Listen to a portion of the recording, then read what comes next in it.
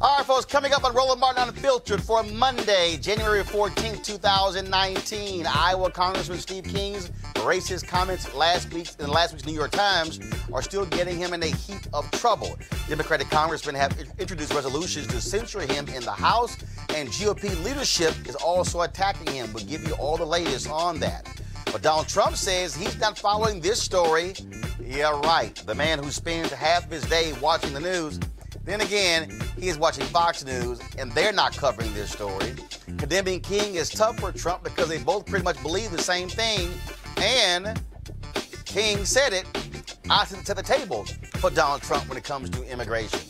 All right, folks, so we'll also talk about Donald Trump tweeting out a Pat Buchanan column supporting his position on immigration, but the same column where Pat Buchanan has white supremacist rhetoric.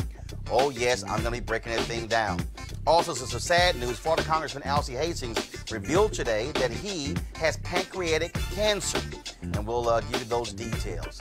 Plus, a controversy surrounding Angela Davis, now rescinded award from the Birmingham Civil Rights Institute, has led 3 board members to resign, and now the Civil Rights Institute has finally issued a formal apology. Also, CBS News was talked a lot about this weekend on social media when they released a graphic showing all the reporters who will be political embeds in the 2020 campaign. The problem is there were no black people. And it's a problem. I'll explain. Also, y'all, unbelievable video of this crazy white man in North Carolina attacking a group of black girls and knocking out this 12-year-old black girl at a mall in Asheville, North Carolina. His punk ass was arrested. We can't wait to show you his mugshot. Also, Charleston, South Carolina was a place where more Africans were brought to the United States for slavery. Pretty soon, there's going to be a museum to commemorate the history of African Americans there in Charleston. Now, also, because of rising costs, they must raise more money for the museum. We'll talk with the director of that museum right here on Roland Martin Unfiltered. Folks, it's time to bring the funk on Roland Martin Unfiltered. Let's go. He's got it. Whatever the biz, he's on it. Whatever it is, he's got the scoop, the fact, the find. And when it breaks, he's right on time and it's rolling. Best believe he's knowing. Putting it down from sports to news to politics. With entertainment just for kicks, he's rolling. It's on go, roll, y'all. It's Roland Martin.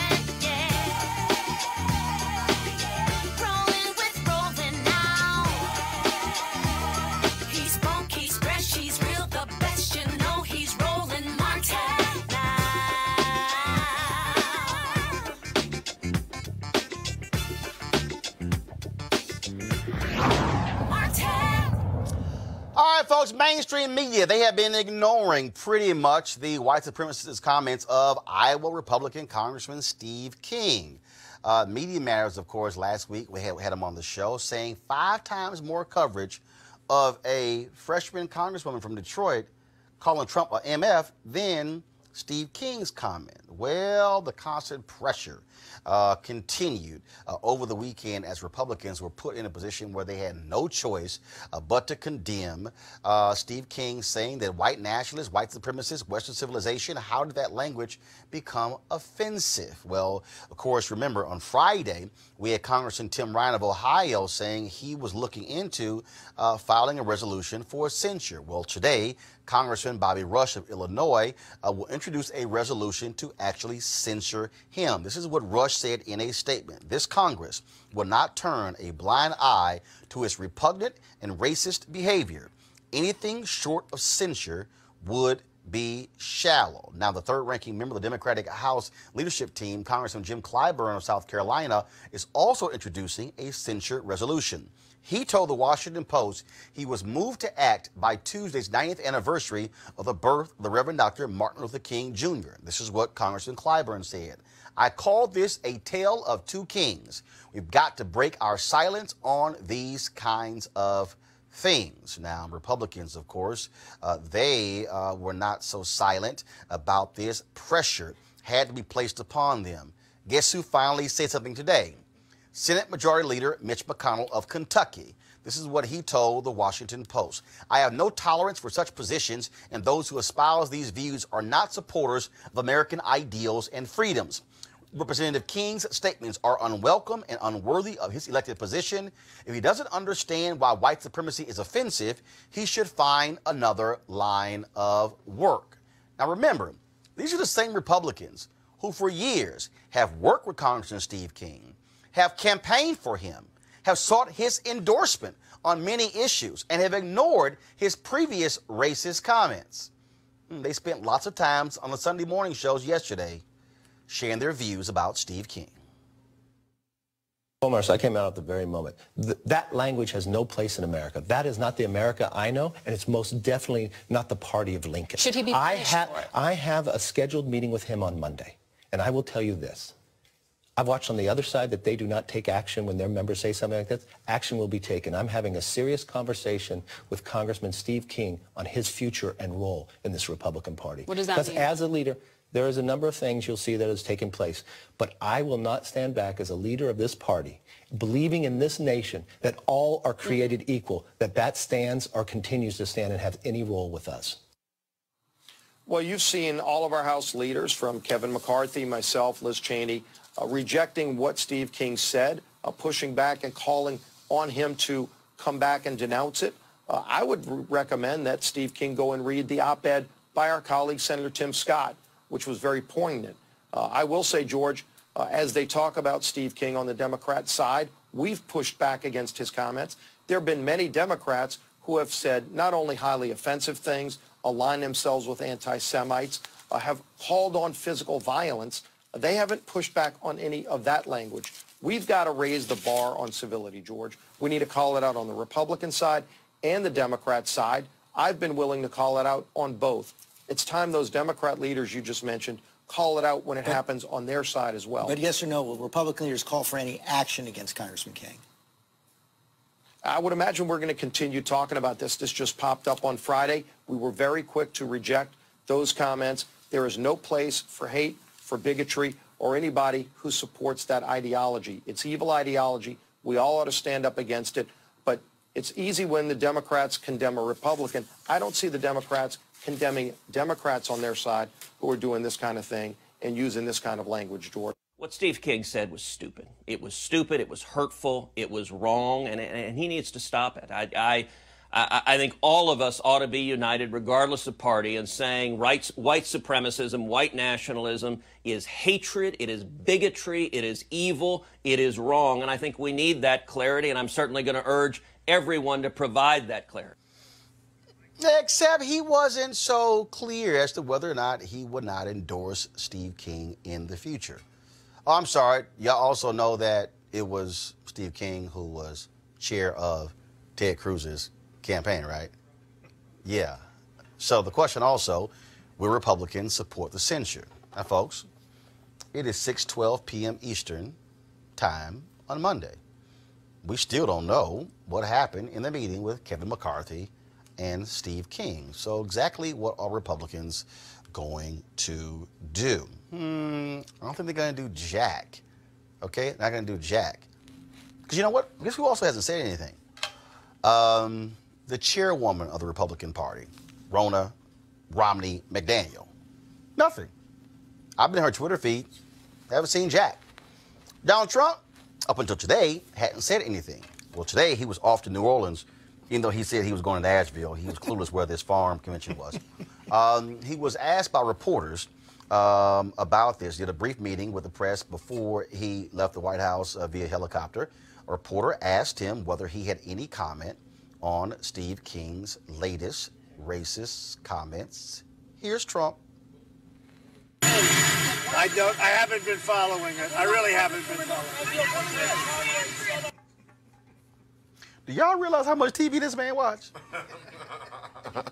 All he does is spend his time on watching Fox News and on Twitter. Now I got it. Because he watches Fox News, that's why he hasn't seen the story.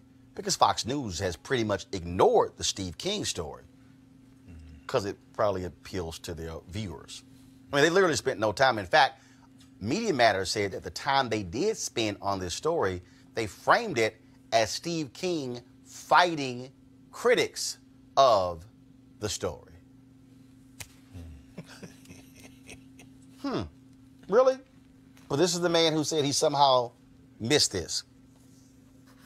I'm going to play it again. This is what Donald Trump said.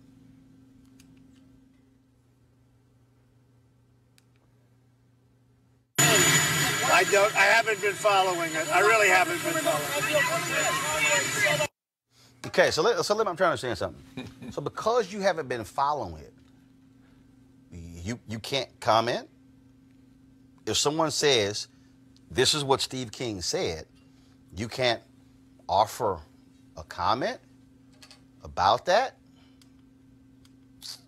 Really?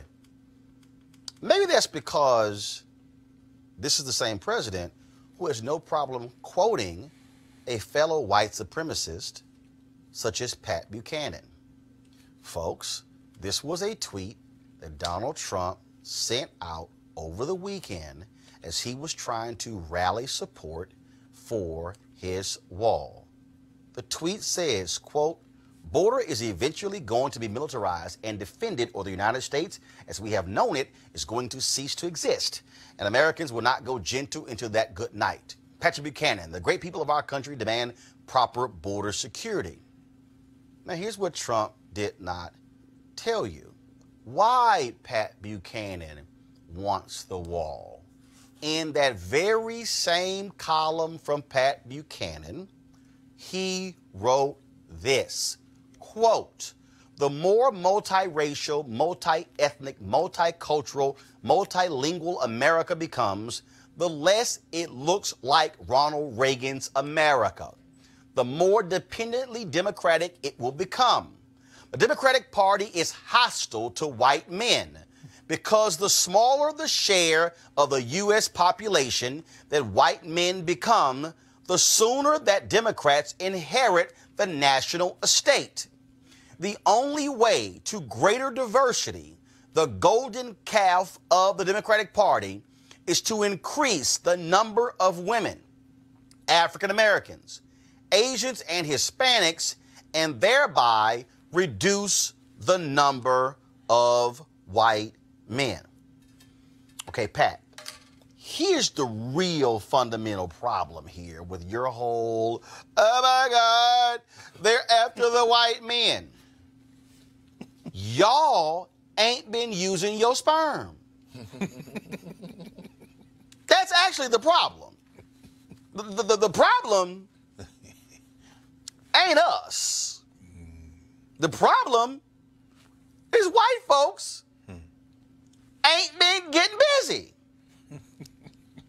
Do you understand, Patrick and Trump and Steve King, that the reason the demographic numbers are also changing is not because of immigration, because white people are not keeping up with current population. And in fact, the Centers for Disease Control and Prevention actually released that information talking about it. I'm going to pull up in a second, but they actually laid out in terms of where we stand right now, the reason we're going to need immigration because Americans overall are not having enough children. Who's having the least amount of babies? White people. Black people and Latinos are not having as many babies. This is really about sex, Pat. Now, maybe the problem is a bunch of white women ain't trying to have sex with y'all the way y'all look. But if you really want to understand what's going on in America, it has to do with who is not procreating. And see, here's the deal. Y'all love, y'all love talking about black people aborting babies. Pat, y'all might want to stop focused on black people and focus on white women who are having abortions. See, y'all, to understand what's going on here is to realize that Steve King and Donald Trump and Pat Buchanan and Stephen Miller and all of these folks, this thing boils down to the issue of they do not want this to be a country that is run by non-white people. Patrick Buchanan has been saying these very things his entire life. Patrick Buchanan, a story was done 2 years ago that Donald Trump is literally the reincarnation of Pat Buchanan.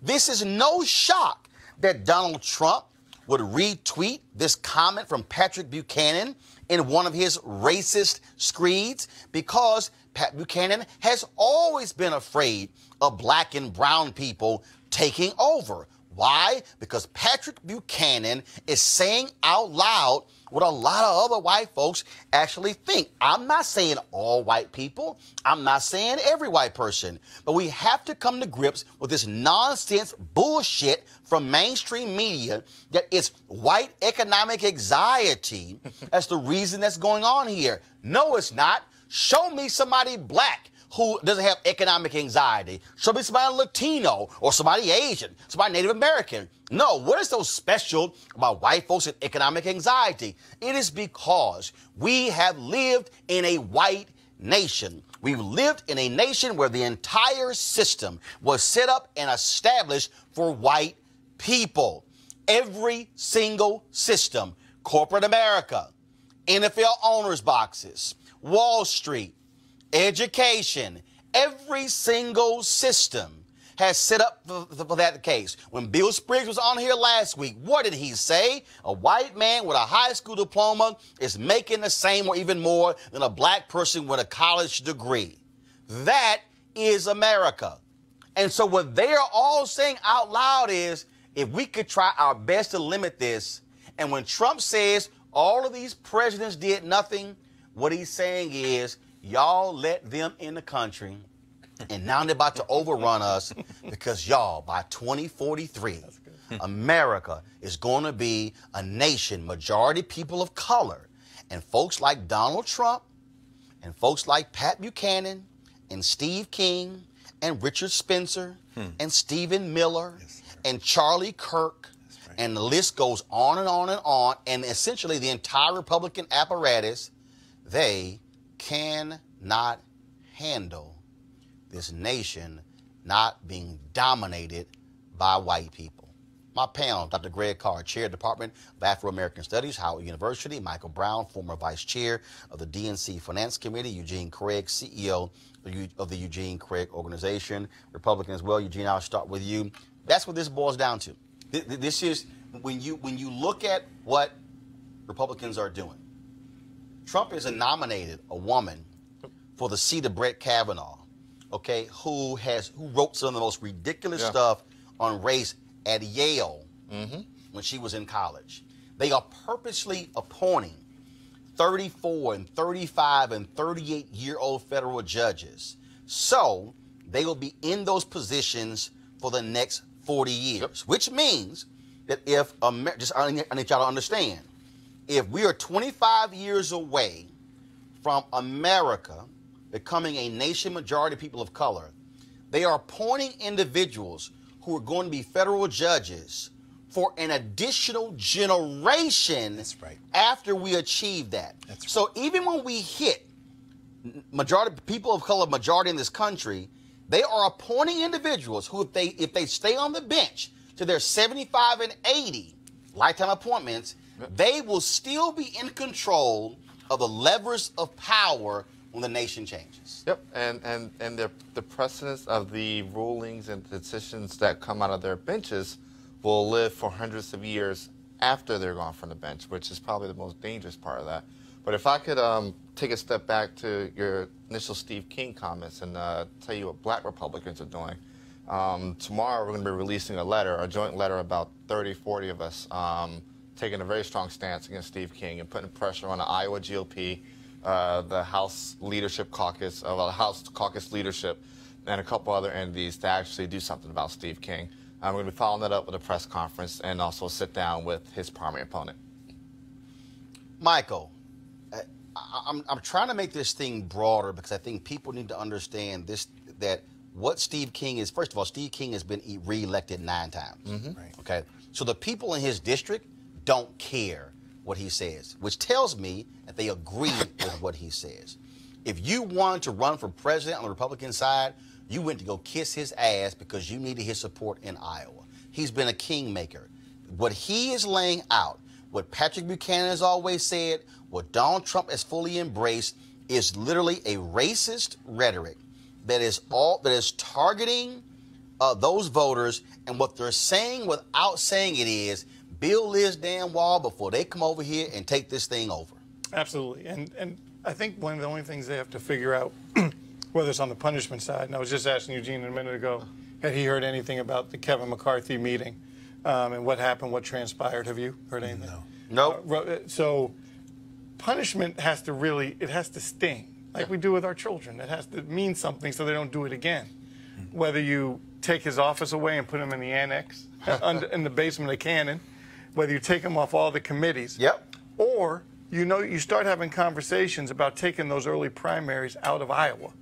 That's another way you punish folks. So then the voters even say, oh, snap, we can't have that. We like being first or second. There you go. You have to really inflict some pain. And until they really inflict pain, Steve King is going to continue. No. Senator Mitt Romney of Utah told CNN, quote, I think he ought to step aside, and I think Congress ought to make it very clear he has no place there. Eugene, go ahead, and Greg. So the thing is this, I am of the mindset that he needs to be stripped of his committee seats. I don't think he has the dignity to actually resign a seat. Oh, no. He's not resigning. Even with pressure. But the thing is this, if you strip him of his committee seats, you now stripped away his financial backing, because if he's not on the Judiciary or Ag, he's not going to be able to have influence within Congress, and his financial donors are not going to be willing to cut checks to him because he can't do the bidding anymore. Part of this is that he does big Ag's bidding in Iowa very well from his perch in Congress. So if you get rid of his seats, his committee slots in Congress, it gives his primary challenger a great big leg up, because his financial support would dry up overnight. Greg, I must read this to you before you comment. This is Time Magazine, 2015. Henry, go to my iPad, please. Quote, Mitt Romney will not attend a Saturday gathering of Republican presidential candidates hosted by a congressman controversial for his statements on immigrants. The person cited previously scheduled family arrangements as keeping Romney away from the event hosted by Iowa Republican Steve King. This is January 2015. That's 4 years ago. There is nothing about his comments last week that are new. Brother. So when he called a freshman a mistake, total BS. No question. And it's important that folks listen to you very carefully about keeping our eye on the ball. I'm glad, Mitt Romney, if nothing else, he seems to be, a observant Mormon. Of course, going back to his father, George, I think Mitt Romney was born in Mexico, wasn't he? I mean, so in other words, he kind of knows. but like you said, this isn't new. Bobby Rush's statement today, with the piece he introduced, there was a line there where he said, ignore all these condemnations coming from the GOP. Why? Steve King is convenient right now. He's a convenient distraction. What does that mean? I mean, let's look at this. Mitch McConnell is Steve King. If he weren't, Neil Gorsuch wouldn't be on the Supreme Court. He held an open Supreme Court seat for a year by playing the race card against Barack Obama. What you said about the judiciary is very important. People cannot miss that.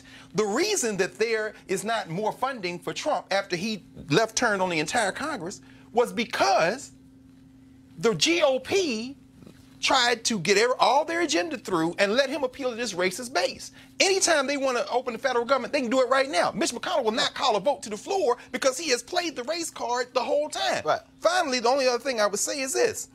You know, about a quarter of the 23 censures that there have been in history of United States Congress, and you walked through this history last week, were for what they call unparliamentary language. That includes cursing. Yeah. Watch what they do. Yep. After they condemn Steve King, they're coming for Rashida Tlaib. And first of all, they're probably going to tie it together. Come on, brother. Go they're ahead. Probably going to say, oh, if y'all want us to vote on that, you got to censure her. That's exactly right. And that's where they're going with this. In other words, meanwhile, people not getting their checks, people out here destroyed, TSA lines closing down, people can't get their rent with Section 8. Let me also say this here. Again, 2015, Mitt Romney chose not to go to Steve King's Iowa Freedom Summit. That's right. But let me read to you who was there. Come on. Everybody else. Ted Cruz. Everybody else. Chris Christie. Rick Perry. The rest of the field. Scott Walker. Right. Mike Huckabee. Rick Santorum. Sarah Palin. This is not a guy who is walking out of the mainstream of the Republican Party. And Mike, I want to go to you here. What's also interesting is that, and this is where, and I don't know why, I don't know if he changed his number. I called him and I texted him. He ain't hit me back. He ain't called me back. But this is where they all are pretty much like whatever the Senator Tim Scott. This is where, this is where Senator Tim Scott needs to channel Senator Ed Brooke. This is the moment where Senator Tim Scott needs to get out from the desk, not write op-eds in the Washington Post, and literally come out and speak directly to this nation. This is where Mia Love, who's been running her mouth, oh yes, she got signed by CNN, but who won't come talk to black people, talk about the party, this is where Congressman Will Hurd must step up as the only black Republican in the United States House. This is where they must say, this is simply unacceptable in our party. Don't you dare call yourselves the party of Lincoln again if you're unwilling to condemn and censure Steve King. At some point, this is where they got to have the guts to do it. Michael, go ahead. I guess I have more faith in Congressman Hurd than the other two. Mia Love has no excuse. She absolutely could come out tomorrow. She has nothing holding her back. You can forget it on Tim Scott. He loves, I know, hold on, that's your boy. Senator Scott loves being in on those photo ops at the White House. He loves being the only one, and he is not about to take food out of his own mouth. Lindsey Graham has his back, and whatever Lindsey Graham basically tells him to do, he's going to do. But I'm going to push back. Go ahead. That. This may be privileged information, but I'm going to defend Tim Scott here. He is having very active discussions with House leadership. There is a certain one house shouldn't tell the other house to do with their business, and so he is having discussions with the leadership, with the House caucus. He's having discussions with the Freedom Caucus. Because the issue is that you deal with Steve King on the House within the actual GOP caucus, but if you continue to caucus with the Freedom Caucus and they give him influence and power, that's the issue. So Tim Scott's doing a lot on background. But he does suffer from being, being the only one is a gift and a curse. But here's the piece though. On issues like this, dude, they can't touch him. Right. I agree. On issues, it's just like when they appointed that racist judge, and when he said no. Right. Pull that name. Right. Yep. The moment, if Tim Scott had remained silent, that person would have been confirmed. That's right. But when he said, and this is the power of a single United States senator. Right. And this is where, again, where I believe Senator Tim Scott can be like an Ed Brooke, who had no problem, Greg, taking his party to the woodshed. It was Ed Brooke, folks, who broke the back of the filibuster in the United States Senate when it came to the Fair Housing Act in 1968. That's right. He fought it in 66 and 67 and finally made it happen in 68. If it wasn't for his leadership, those Republicans would have continued to filibuster along with those Southern Democrats. That's right. I mean, I have to agree with Mike on this one. You know, Tim Scott is showing his character at this point. When you evoke Ed Brooke, you're evoking the last time in terms of the 60s and 70s where the Republicans can genuinely say they're the quote-unquote party of Lincoln. They are now the home of open white supremacy. The Dixiecrats all moved to the Republican Party. Tim Scott is from a state that has a plurality of black voters. If he truly wants, the only reason the Republican Party cannot appeal to non-white people is because they have made whiteness the center of their political agenda, preserving it. Otherwise, Tim Scott, if he were a man, now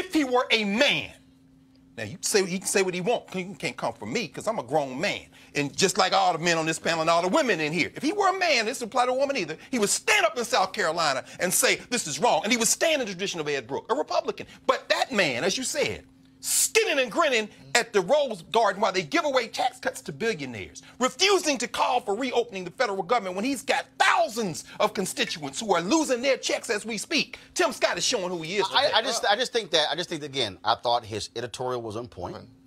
I simply believe that Senator Tim Scott will actually elevate himself in the party. Yes. I agree. I think he will absolutely elevate himself in the party, Eugene, if he stands up, not written, but comes out of his own mouth and floor of the Senate or somewhere else and literally say where we have it and it's in a loop.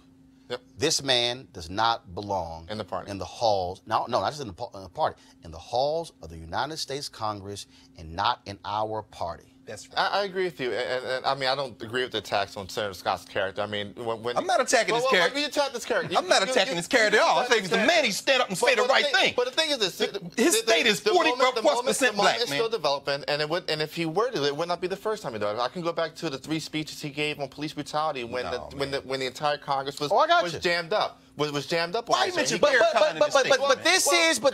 the reason I'm going here is because I do agree. The reason I'm going here is because he could take advantage. This is the kind of stuff that I keep laying out. This right here is why black people as a whole will say, "Yo, man, I can't mess with y'all party." Right. I'm telling you right now.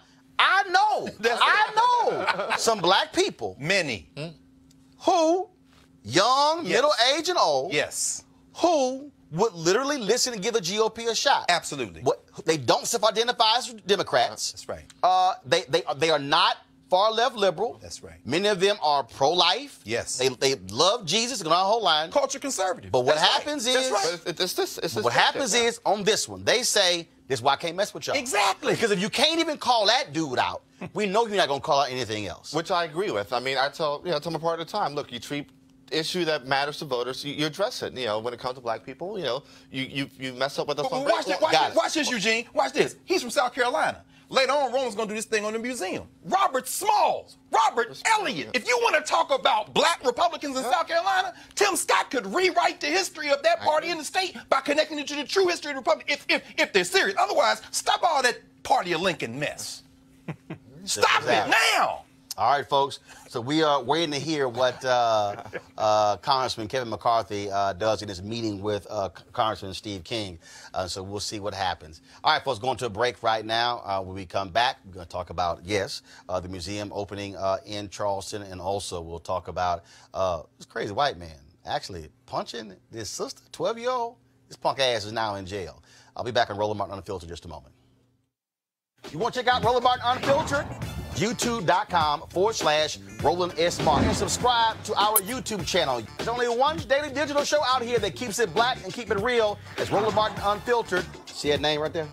Roland Martin Unfiltered. Like, share, and subscribe to our YouTube channel. That's YouTube.com/Roland S. Martin. And don't forget to turn on your notifications so when we go live, you'll know it.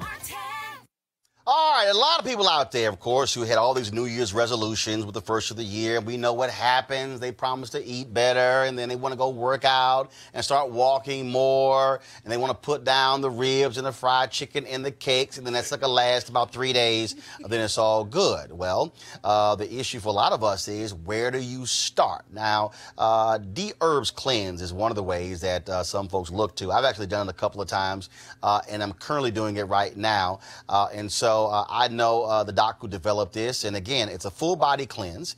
And the thing about it is, it's a little different, and it takes some getting used to, especially if you're a meat lover like myself. So first and foremost, what happens is they have a 10-day cleanse and they have a 20-day cleanse. I've done both of those as well.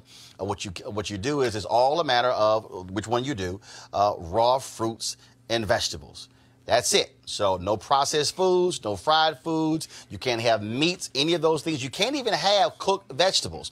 The whole point of this is really to detox and cleanse your entire body. It's to help you get rid of the toxic buildup that will not only drag you down, but also could be very dangerous if you don't do anything about it. The purpose of the cleanse is to make you feel better, stop dragging, and also give you more energy. Now, if you want to lose some stubborn pounds, you could start the D-Herbs Full Body Cleanse. Now, here's what I want you to do. Like I say, I'm on it. I started last Monday, so this is actually day 8 of the 20-day cleanse. And now again, hasn't been the easiest thing, man. It's hard to pass up at 3-piece, but you got to do it.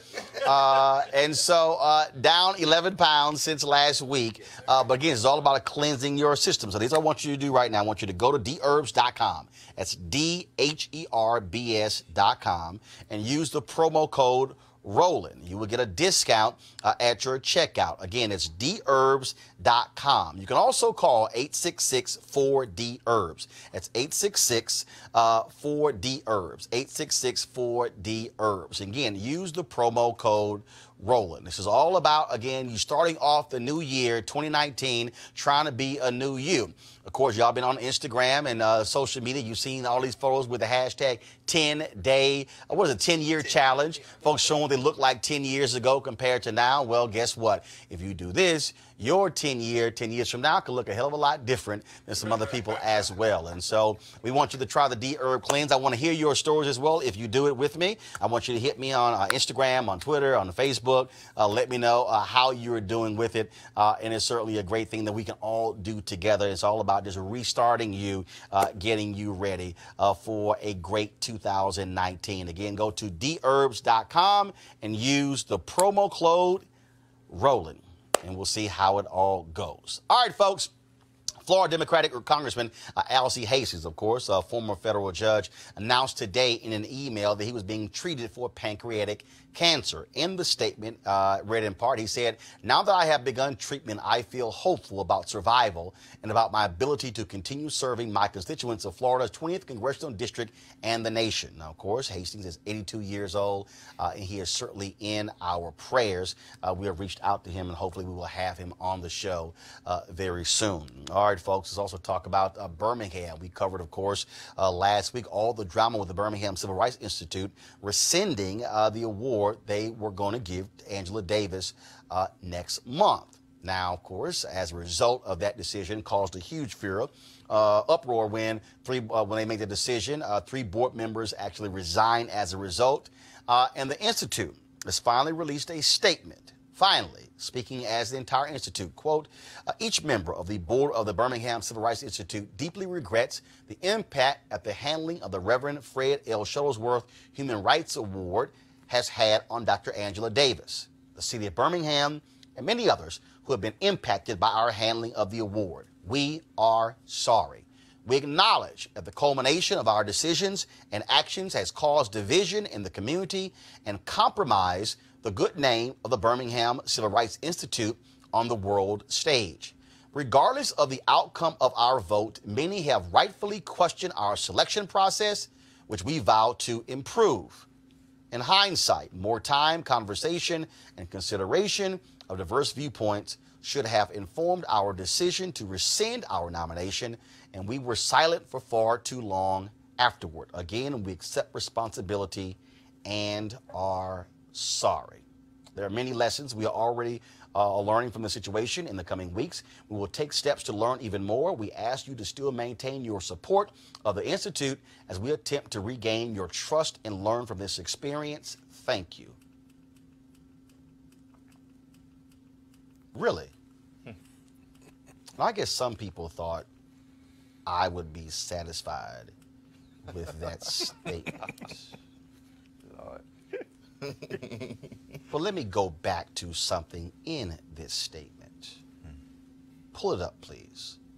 Regardless of the outcome of our vote, many have rightfully questioned our selection process, which we vow to improve. In hindsight, more time, conversation, and consideration of diverse viewpoints should have informed our decision to rescind our nomination. No. See, I want y'all to see that again. Y'all, I'm in the business of words. I want you to see how they mix two things together. Let me read it again. Regardless of the outcome of our vote, many have rightfully questioned our selection process. Stop right there. Now remember, y'all, there were 2 votes. 1 vote to give Angela Davis the award. The 2nd vote to rescind the award. This statement speaks to her being chosen in the first place. Let me read it again. Regardless of the outcome of our vote, many have rightfully questioned our selection process. Stop. So they've rightfully questioned the selection of Angela Davis. They then say, which we vow to improve. They then mix the selection of Angela Davis with the rescinding of the award by saying, quote, pull it up, in hindsight, more time, conversation, and consideration of diverse viewpoints should have informed our decision to rescind our nomination. Stop. So what they're saying is, they were right to question the selection of Angela Davis, but we should have listened to other voices before we decided to rescind the award to Angela Davis. So what they're actually saying is, we really should not have given the award to Angela Davis in the first place. That's right. Yep. Go to our panel. I'm just saying. Is it just me? No. Brother. Is it just me?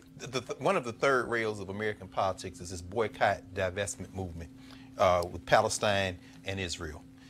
Whether you say Angela Davis was once a communist or she was on the FBI most wanted list, the contemporary issue is this question. You've got legislation at the state level. They're trying to introduce it in Congress now to make it a crime to boycott somebody.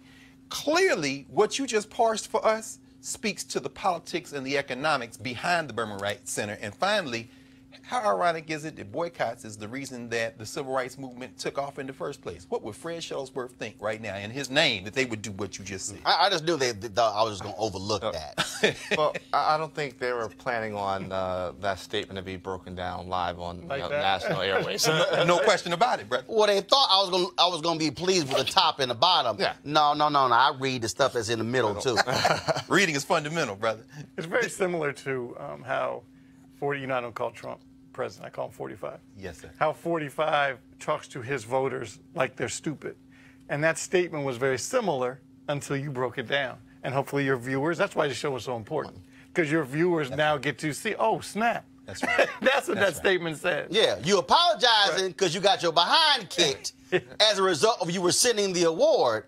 But really, the problem you having is, damn, had we never picked Angela Davis in the first place, we wouldn't be having this problem. And so the people who did not like us picking Angela Davis, they're actually saying, no, they were right to question our process. Well, wait a minute. Why is that? Brother. Okay, I know y'all thought that was going to be the case. But wrong brother. Wrong brother. Wrong brother, That's wrong it. century. That's it. All right, y'all. CBS News got themselves in some hot water on social media over the weekend when they dropped this graphic on Twitter, one of their folks announcing the folks who are going to be covering their 2020 campaign. 2020 campaign reporters, 2020 associate producers. Now, the deal is, of course, when they announced this, I mean, literally when you read the announcement, it was like, oh my goodness, this is going to be covering. Now, we all know that they're going to be covering the campaigns of Democrats. Now, the thing is, there are 4 people of color who are in them, but ain't nobody black. Trust me, social media, they were real quick to point this thing out. There were numerous people, National Association of Black Journalists, other folks as well, including folks like myself, who saw what was going on and who said, we got some issues. Eugene got to go, y'all. That's why he's skipping on out right now. What do you think I wasn't going to say? You walk out in the studio? So I'm sitting here, and so Kerry Washington also tweeted. Alexandria Ortiz, she man just went off with him. She also blasted them as well. Congresswoman Maxine Waters. Now, NABJ, I'm a vice president for digital for NABJ. Reached out to them. They've told us that their team isn't complete. The problem is the statement sounded like the team was complete. And see, Greg, this is what happens when, now here's a piece. They've got number 2 person at CBS News is a black woman. The managing editor of the Washington Bureau is a black woman. They've got somebody else who they recently hired about a month ago. They've got another, the head of the CBS Evening News and head of diversity. I know her well. Kim Godwin is a black woman. But the problem is you don't send that out if you're not complete, because you have to anticipate that's going to be the response. Now people are saying, oh, now y'all trying to say it's not complete because you got the criticism. And if folks don't understand, people who watch it don't understand, who might say, okay, what's the big deal? Y'all need to understand. Pull the graphic up, please. I need you to understand that these are your next generation White House correspondents. These are your next generation national correspondents. The people who work as campaign reporters, what happens is if that candidate goes on to win, they then get elevated. You don't believe me? Look at the last campaign. You had an all-female team for MSNBC. Hallie Jackson, Casey Hunt, Kristen Welker. I can go down the line. Katie Tur. Guess what? Katie Tur now hosts her own show on MSNBC. Casey Hunt, national correspondent on Capitol Hill, hosts her own show on MSNBC. Kristen Welker, White House correspondent. You have Hallie Jackson, okay, White House correspondent, hosts her own show on MSNBC. And so don't think for a second that we don't know exactly what the deal here in terms of how this happens. Who also do you think are going to be the people who are going to be elevated to become the evening news anchor for CBS, the host on the morning show? Scott Pelley, who was formerly the evening news anchor for CBS, was a White House correspondent. Before that, campaign correspondent. And so this is why these things matter in terms of folks being in these positions. Greg, they got some cleaning up to do. They do, Roland. And you know, this is one of the things that, and I agree with what Mike said a minute ago, you know, this is why this platform is so important. You know, I think about the book that you wrote on Obama and the Obama phenomenon, and then what your work with CNN and on cable news generally. You know, if you don't understand this politics, you will miss the importance. But I also think, and also think, this thing is beyond cable broadcast television now. People are watching Roland Martin Unfiltered. They're talking about this North Star thing getting started. Whatever. The point is this: as viewership shifts, they've got to catch up.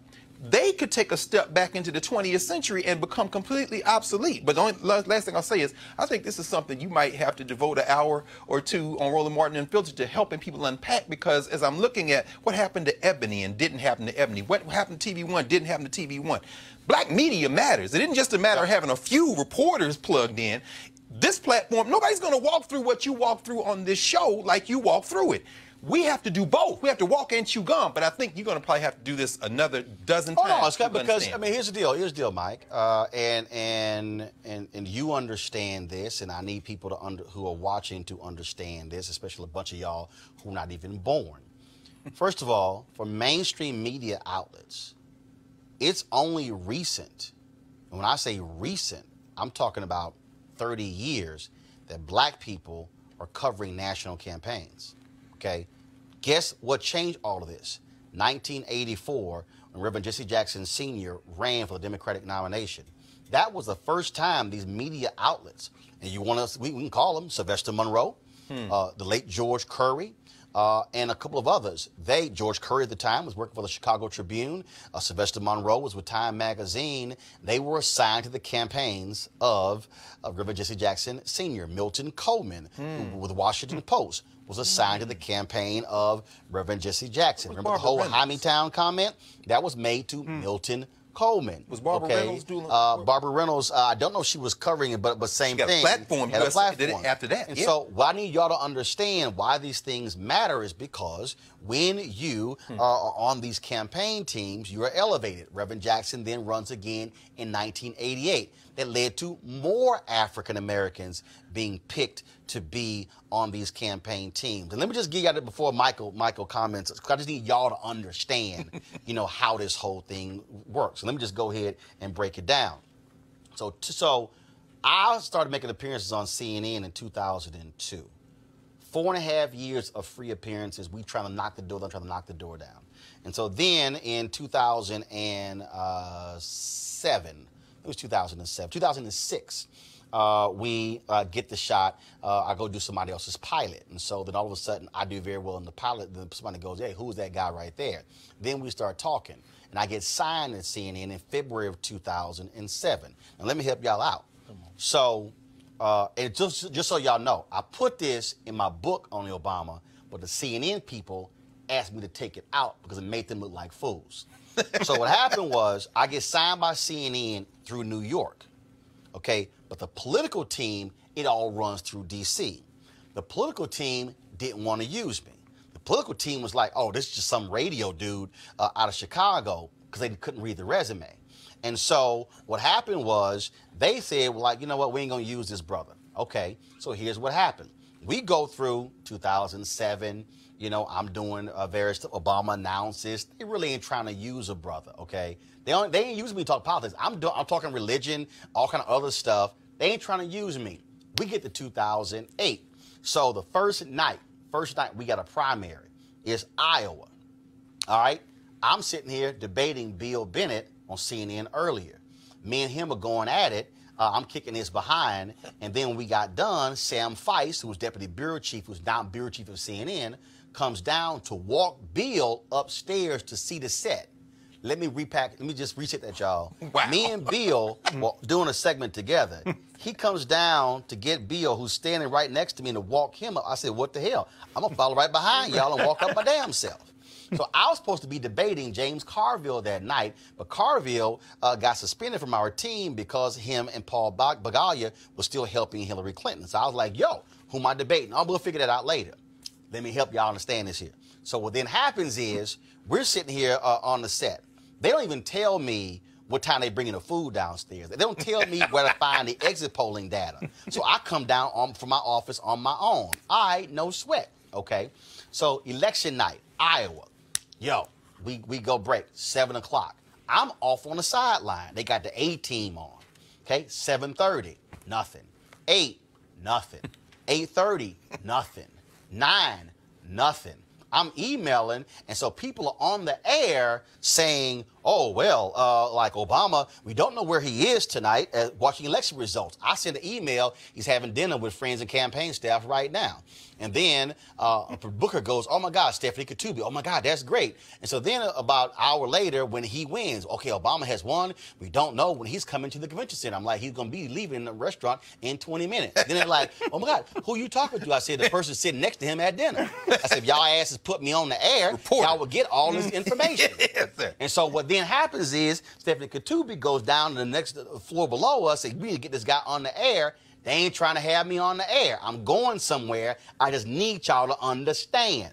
And so then all of a sudden they tell me, hey, Roland, can you get Obama to do a beeper with Wolf? Wow. What a beeper is, if he can phone in. I said, you want me to do what?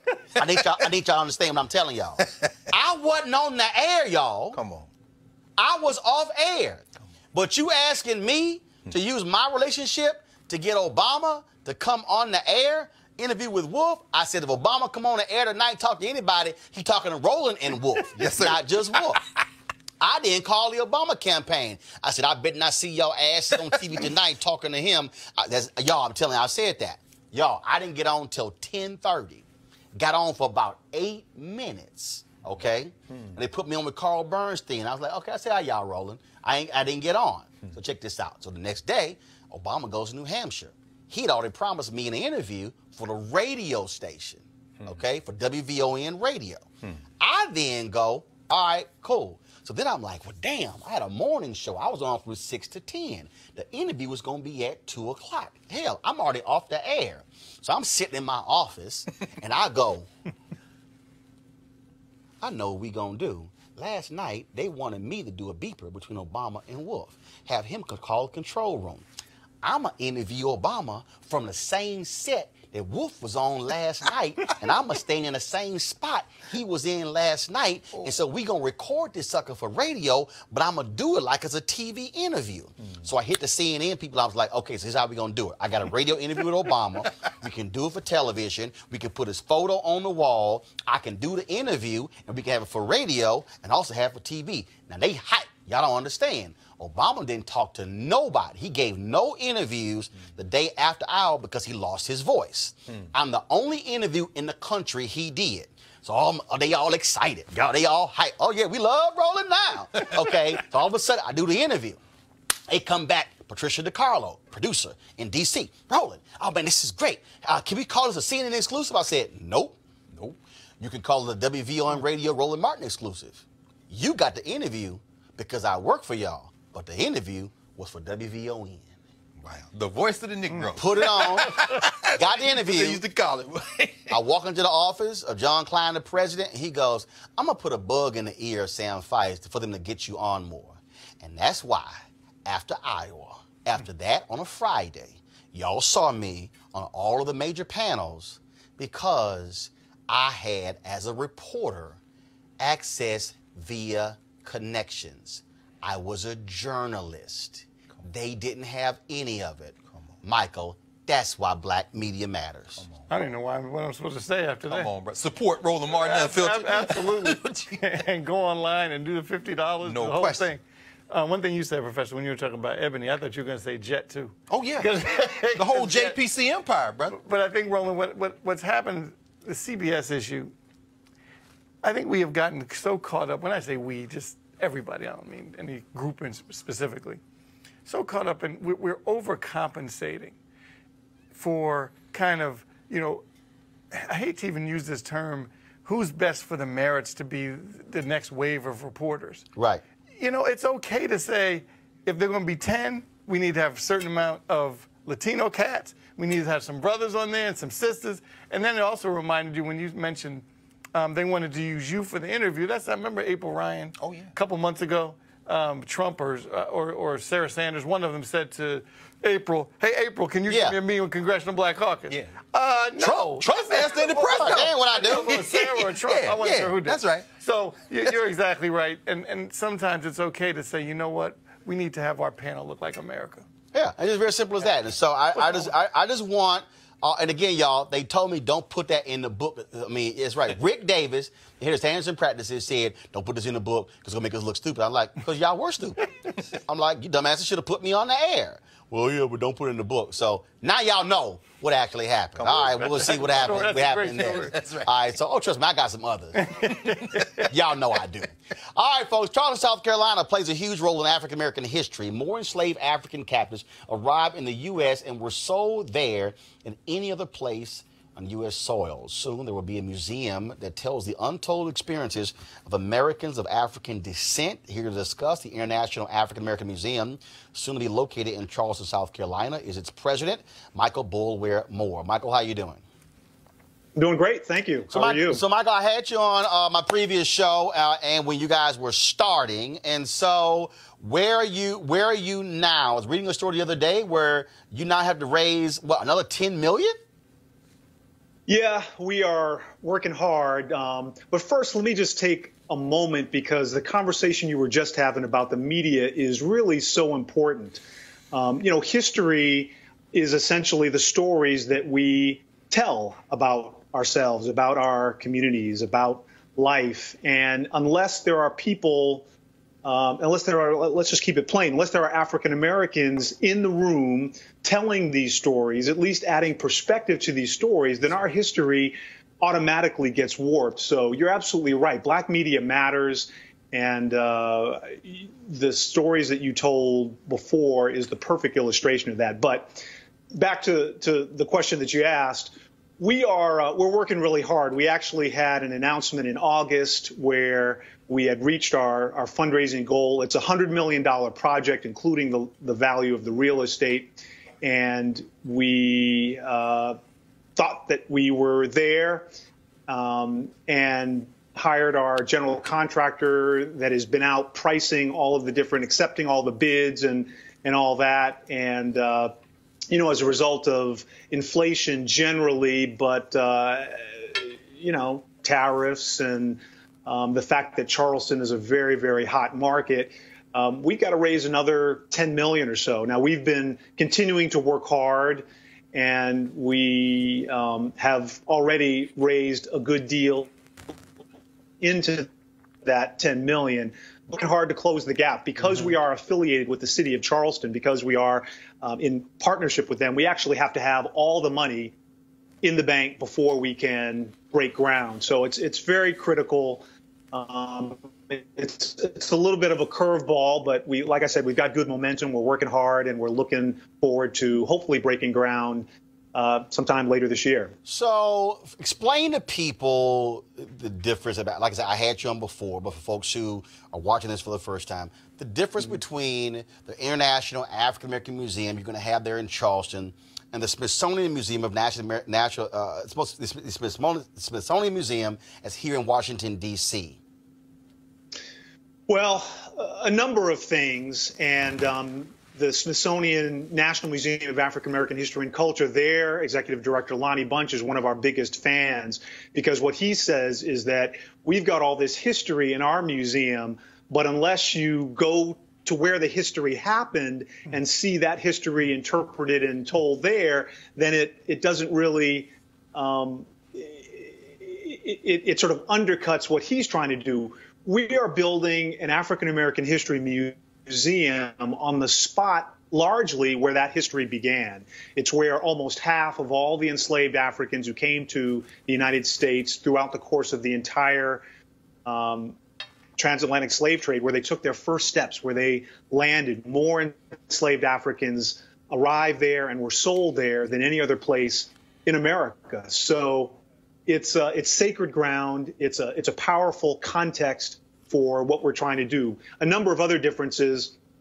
You know, Charleston was really the capital of slavery in a manner of speaking. It's again, more enslaved folks came here. It was the richest city in America for over 100 years because of the profitability of slavery and because of rice, which was America's really first sort of cash crop. So we'll tell those stories, not just because it's where we are, but because so much of the early history that happened here was fundamental. We've got a couple of other differences. We've got a very active Center for Family History where people can come and really fill in the gaps of their family tree, their family history. Most African Americans can maybe go back to a great-grandparent, maybe a great-great-grandparent, but it's really difficult to do African American family search. We've got some of the best experts in the country here, and so we'll help people, you know, figure out who their relatives were, what their family history was. And then, of course, with DNA testing, people can point specifically to where their DNA came from. So that'll be different. But they're complementary museums in the sense that we will tell sort of the broad swath of African American history as well. We'll heavy up on what happened in the region, what happened in South Carolina, again, because so much of that early history happened here. If folks want to give, where do they go? Thank you for asking. Our website, it's iaamuseum.org/membership. We started a little over a year ago a charter membership program where people can actually get in on the ground floor and become a member. You know, this is a very, as I said, a very special institution. It's, we hope to create a sense of pilgrimage about the International African American Museum. Doesn't matter where you are.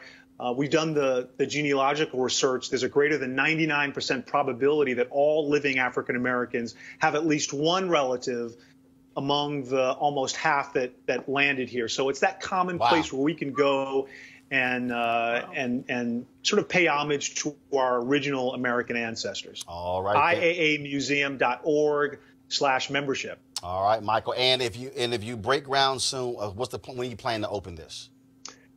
Yeah, it's about a 2-year construction cycle. So we're hoping for a summer, let's say, groundbreaking, and then 2 years later, 2021, will open. All right, then. Michael Boulware, we certainly appreciate it, man. Thank you so very much. Thank you, sir. All right, then. These museums are critically important, as you know, Greg, to our history and telling the story. And let me just say this before I go to a break real quick here. I did this with News One Now, and we're going to continue to do this. Typically, when I'm traveling, a lot of times I'll do the show from a black museum. I'll purposely find places that you may not even know exist. And so, like, we tried to do a show from Orlando. There's a black museum there no one knew about. Somebody told me there's a Harriet Tubman Museum that's in Augusta, Georgia. And so no matter where you are, take the time to find out about a black museum that's there in your city and support them with $5, $10, $25, $50 as well, because we have to maintain those museums. And a lot of our museums open and then struggle because of finances. And so no matter where you're living, we want you to do that. And one of the things that we're also trying to do with this show, which is one of the reasons why I'm imploring people to join our Bring the Funk fan club, is that I also want to create a series where when we do travel to these places, we're actually doing stories on these museums. So we have these stories so we can create this repository of a digital archive of all these different black museums and talking to the curators and the people who are over them. So whether or not you're talking about that one in Augusta or the museums they open in Birmingham or in Mobile, in Dallas, in Detroit, in Kansas City with the Negro Leagues Museum, that we really sort of have those stories told. And that's another reason why this show matters. Going to a break. I'll be back. Roland Martin Unfiltered in just a moment.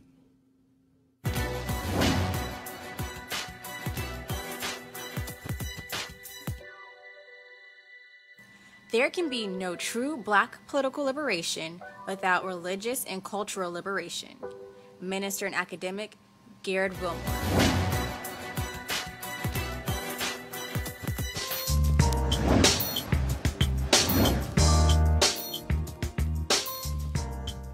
All right, y'all, Roland. Of course, our HBCU Giving Day school is Tennessee State University, located in Nashville, Tennessee, founded in 1912. It is the largest and only state-funded historically black university in Tennessee. Notable graduates include Oprah Winfrey, Moses Gunn, Wilma Rudolph, Howard Gentry, and how in the hell y'all did not put Greg Carr on there? Same class as Oprah, 1987, brother.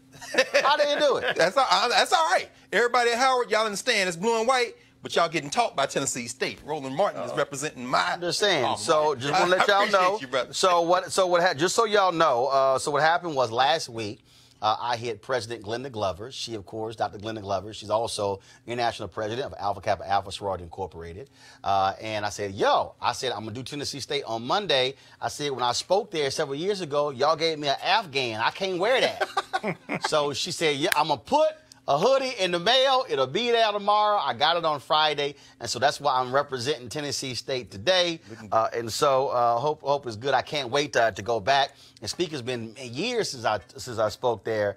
I would love to come back, even do one of y'all commencements, because y'all know I bring the funk when I do commencements. Yes. I'm just letting y'all know. Come on. I don't do regular commencement. Bring Roland. Just letting y'all know. Bring Roland. So again, Tennessee State is our school of the day. All right, folks, continuing our series on outstanding HBCU professors in partnership with AT&T's Dream in Black initiative. Today we visited Virginia Union University in Richmond, Virginia.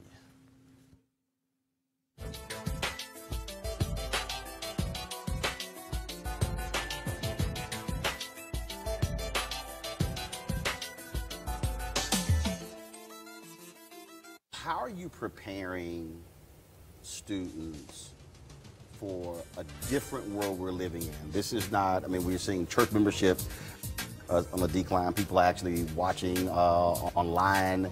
And so how are you getting students today to understand that it's a whole different world than probably the world they grew up in going to church?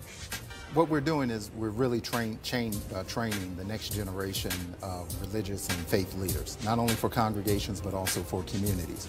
We recognize that not everyone coming to seminary may find themselves within a congregation, but there are individuals who come to seminary who want to go out in different walks and different paths in their ministry. We provide that type of education that translates not only across churches but across broader swaths of society. And that is deep built into what this institution is. How are you making sure these students are thinking as broad as possible so they can understand all the possibilities, as opposed to, oh, church, this is the only one pulpit, allowed. this is the only way you do it? So what we do at the Proctor School is make sure that we pair up our students with dynamic and diverse ministry partners that are not only in churches but also throughout all sectors of society. You can find our seminarians at Richmond Hill right here in Richmond, Virginia, a center that's dedicated to bringing peace to the city. You can find our seminarians in schools, in public schools. You can find our seminarians here on campus and integrating their knowledge with undergraduate students here in various venues. So we understand that ministry is dynamic, it is diverse in the 21st century. We're preparing those students to continue to go out in a diverse environment because we know that church just doesn't occur at 11 o'clock on Sunday mornings. How would you think black, dream black, and preach black? We are a seminary that understands that the worth, value, and dignity of our humanity is deeply imbricated with how we are as a people, as a black people. That blackness imbues itself not just in the color of our skin, but in the ways in which we understand and cognate God in the world, the same God that has continued God's journey with us across these centuries to ensure that we are still fighting for freedom and justice in the world, and the same God who affirms our dignity and the variety and depth and diversity of our black culture and our black humanity. That's the beautiful thing about the Proctor School. It doesn't see anything, it doesn't see blackness as pathological. It doesn't see blackness as something that's antithetical. It doesn't see blackness as something that is just marginal. It is who we are. When we look at the image of God, when we talk about the Imago Dei, when we are made in the image of God, God made us in God's image, and our blackness, our culture, our heritage, and our history is part and parcel of that divine gift of who we are as a people. So your district name is one of the seminaries changing the world. What does that mean, and how does it feel being recognized as one of those critically important seminaries? I think it affirms what we're doing as our mission. It affirms what we've done since the founding of this institution in 1865 and the founding of the seminary, formerly as the Graduate School of Religion in 1941. It affirms the vision that we have of providing a prophetic message and prophetic leaders dedicated to going out into the world to transforming the world. It also affirms that we've built an infrastructure, that our curriculum, the ways in which we offer scholarships to our students, the ways in which we offer co-curricular activities. We take students to Africa each and every year to ensure they're connecting with the continent and also connecting with our diasporic brothers and sisters in the Americas. It also means that we are designed and engineered for innovation to continue to deliver a transformative message grounded in the liberating gospel that is the gospel of Jesus. So what it does do is it affirms us institutionally, it affirms us holistically, and it affirms a vision of a seminary dedicated to going out and living out the message of the gospel in the world in a way that is unapologetic, in a way that is contemporary, a way that is affirmative of black people, black history, and black culture, and in a way that welcomes everyone to not only this seminary, but everyone to a transformed world where we're all valued for who we are, not in spite of our differences, but because of our differences, because God creates creation in all of its diversity and all of its humanity. All All right, folks, for more information, go to AT&T.com, Dream in Black, AT&T.com, Dream in Black. All right, folks, I told you we're all about supporting Roland Martin Unfiltered. The great work we do, we have to travel to those universities to do those stores, and that costs money. And so we want you to join our Bring the Funk fan club. And so we're going to roll the credits right now. Y'all go ahead and roll it. I can talk over it. And so these are the people who have been supportive of they are Charter Club members. We got about 1,100 people who signed up. My goal, we launched on September 4th. My goal is by September of 2019, we have a total of 20,000 people. So we got about 18,900 to go. We want you to become one of those people. All we're asking is $50, not per month. If you want to do that, that's fine. But really for an average of $50 per person for the year to support what we are doing.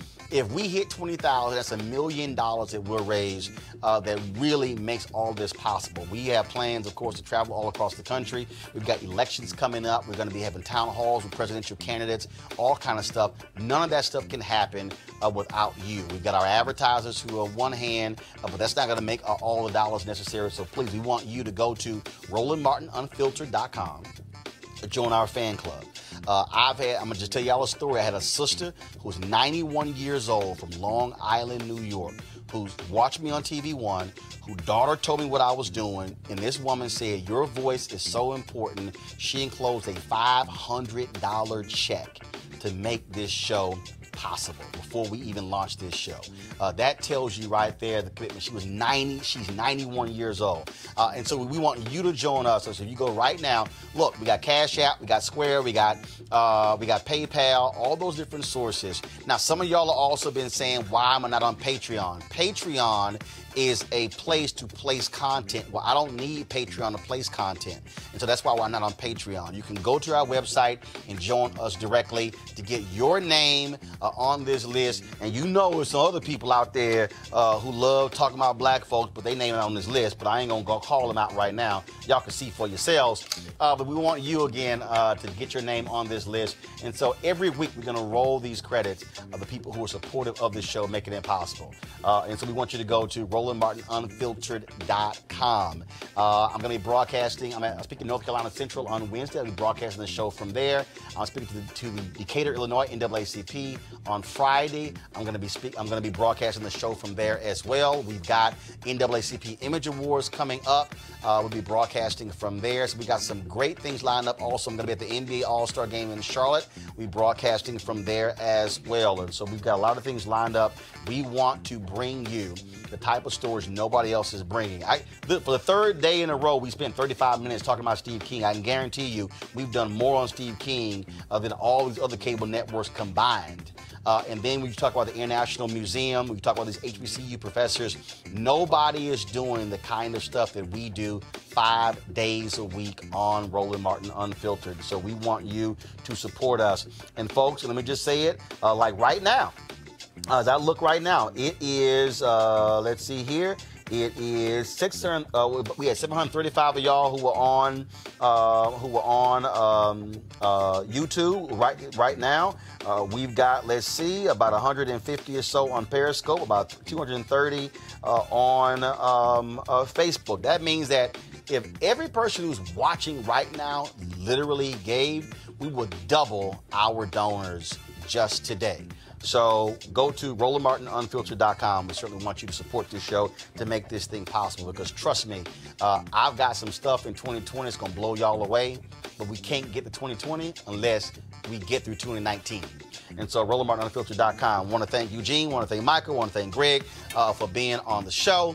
Thank you so very much. And folks, don't forget, we're going to have a fantastic show tomorrow. Let's find out what Republicans are going to be doing when it comes to Steve King. We'll have the latest on that. Also on censure. You name it, we'll have it. Keep it black, keep it real. I got to go. Holla!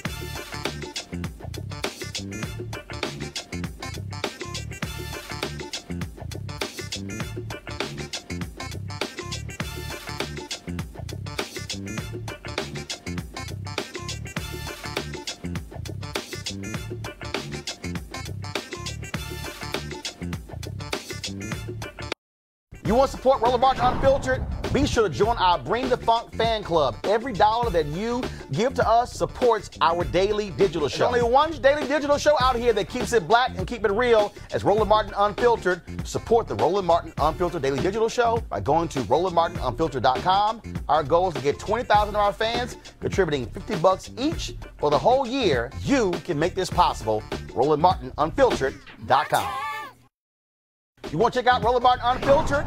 YouTube.com/Roland S. Martin. And subscribe to our YouTube channel. There's only one daily digital show out here that keeps it black and keep it real. It's Roland Martin Unfiltered. See that name right there? Roland Martin Unfiltered. Like, share, and subscribe to our YouTube channel. That's YouTube.com/Roland S. Martin. And don't forget to turn on your notifications so when we go live, you'll know it. Hey fam, want to check out Roland Martin Unfiltered? The blackest show on all of digital, cable, and broadcast. Check out our audio podcast. There's only one daily digital show out here that keeps it black and keep it real. It's Roland Martin Unfiltered. Press play.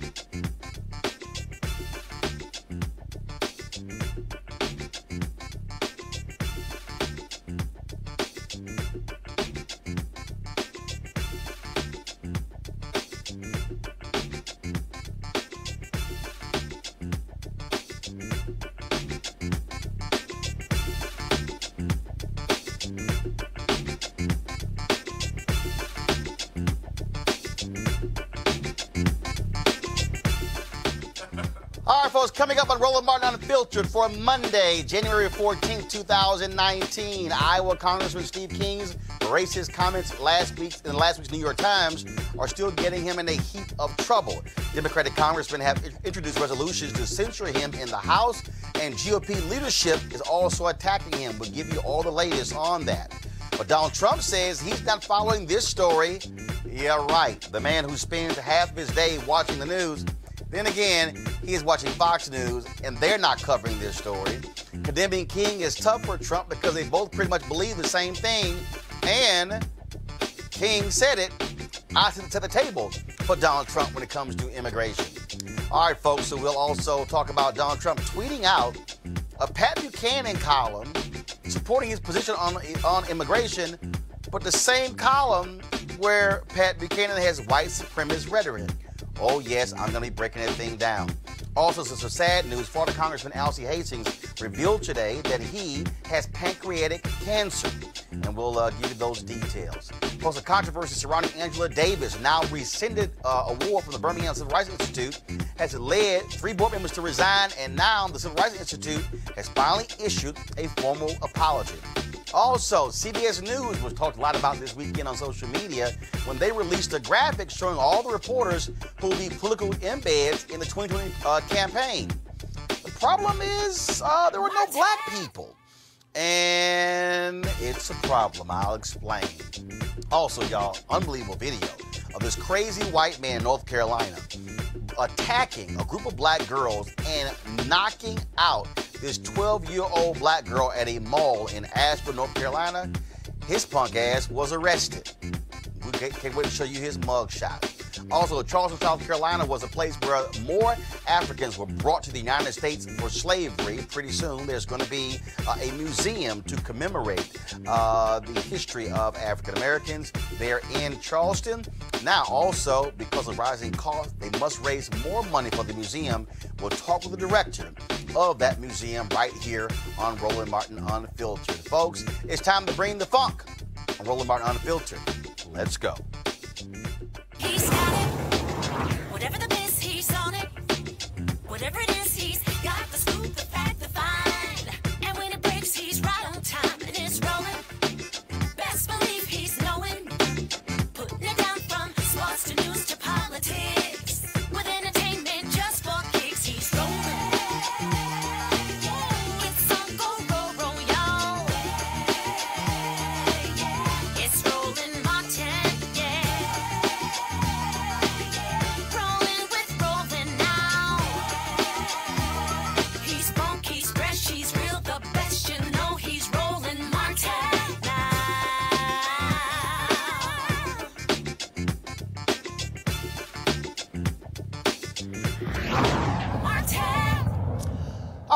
mainstream media, they have been ignoring pretty much the white supremacist comments of Iowa Republican Congressman Steve King.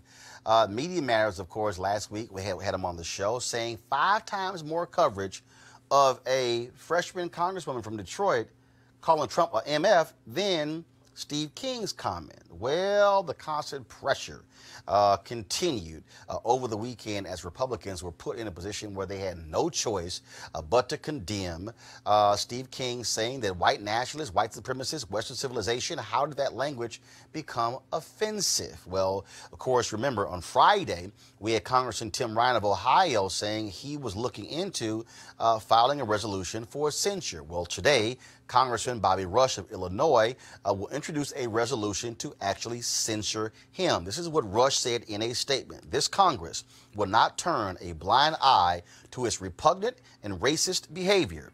Anything short of censure would be shallow. Now, the third-ranking member of the Democratic House leadership team, Congressman Jim Clyburn of South Carolina, is also introducing a censure resolution. He told the Washington Post he was moved to act by Tuesday's 90th anniversary of the birth of the Reverend Dr. Martin Luther King Jr. This is what Congressman Clyburn said. I call this a tale of two kings. We've got to break our silence on these kinds of things. Now, Republicans, of course, they were not so silent about this. Pressure had to be placed upon them. Guess who finally said something today? Senate Majority Leader Mitch McConnell of Kentucky. This is what he told the Washington Post. I have no tolerance for such positions, and those who espouse these views are not supporters of American ideals and freedoms. Representative King's statements are unwelcome and unworthy of his elected position. If he doesn't understand why white supremacy is offensive, he should find another line of work. Now remember, these are the same Republicans who for years have worked with Congressman Steve King, have campaigned for him, have sought his endorsement on many issues, and have ignored his previous racist comments. They spent lots of time on the Sunday morning shows yesterday sharing their views about Steve King. Omar, so I came out at the very moment. That language has no place in America. That is not the America I know, and it's most definitely not the party of Lincoln. Should he be punished for it? I have a scheduled meeting with him on Monday, and I will tell you this. I've watched on the other side that they do not take action when their members say something like that. Action will be taken. I'm having a serious conversation with Congressman Steve King on his future and role in this Republican Party. What does that mean? Because as a leader, there is a number of things you'll see that has taken place. But I will not stand back as a leader of this party, believing in this nation that all are created equal, that stands or continues to stand and have any role with us. Well, you've seen all of our House leaders, from Kevin McCarthy, myself, Liz Cheney, rejecting what Steve King said, pushing back and calling on him to come back and denounce it. I would recommend that Steve King go and read the op-ed by our colleague, Senator Tim Scott, which was very poignant. I will say, George, as they talk about Steve King on the Democrat side, we've pushed back against his comments. There have been many Democrats who have said not only highly offensive things, align themselves with anti-Semites, have called on physical violence. They haven't pushed back on any of that language. We've got to raise the bar on civility, George. We need to call it out on the Republican side and the Democrat side. I've been willing to call it out on both. It's time those Democrat leaders you just mentioned call it out when it happens on their side as well. But yes or no, will Republican leaders call for any action against Congressman King? I would imagine we're going to continue talking about this. This just popped up on Friday. We were very quick to reject those comments. There is no place for hate, for bigotry, or anybody who supports that ideology. It's evil ideology. We all ought to stand up against it. But it's easy when the Democrats condemn a Republican. I don't see the Democrats condemning Democrats on their side who are doing this kind of thing and using this kind of language, George. What Steve King said was stupid. It was stupid. It was hurtful. It was wrong, and he needs to stop it. I think all of us ought to be united, regardless of party, in saying white supremacism, white nationalism is hatred, it is bigotry, it is evil, it is wrong. And I think we need that clarity, and I'm certainly going to urge everyone to provide that clarity.